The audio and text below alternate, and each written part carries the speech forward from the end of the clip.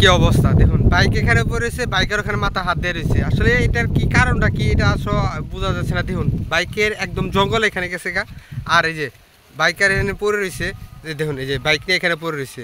আসলে বাইকের এই ঘটনা কি? ভাই এটা কি হলো, ঘটনা কি হলো? হ্যাঁ ভাই আমার মাথা মতো একবারে ঘুরে গেছে ভাই। কে কি সমস্যা, কি হয়েছে ভাই রে ভাই, কি সমস্যা হয়েছে? আল্লাহ বাঁচাইছে ভাই। হ্যাঁ কি দেন দেন বাইকটা কেমনে পড়ে রয়েছে, যে দেন বাইক করে গিয়ে রয়েছে, আর কি ঘটনা হয়েছে কেমনে? রাস্তার আপনি দেখাই দিন। হ্যাঁ এই যে রাস্তা, হ্যাঁ আমি আইছি এদিক দিয়ে, হ্যাঁ আসার পরে হ্যাঁ আমি তোকে কিছু দিই নাই, হুম গান দেখাইছি সম্পূর্ণ একবারে।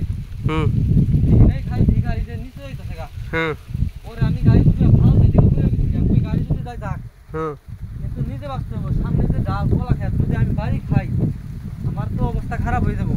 ও চিন্তা করলাম যদি আমার বাইক যাই থাক, সাথে যদি আমি যাই আমার অবস্থা খারাপ হয়ে যাবো। তাহলে ঘটনা এটা নাকি বাইক ওনে রেখে তুমি ওই পাশে গেছো নাকি? খাল যদি করে গেছি আমি কই থাক, নিজে যদি বাঁচি বাইক আর দুইটা কিনতে পারবো।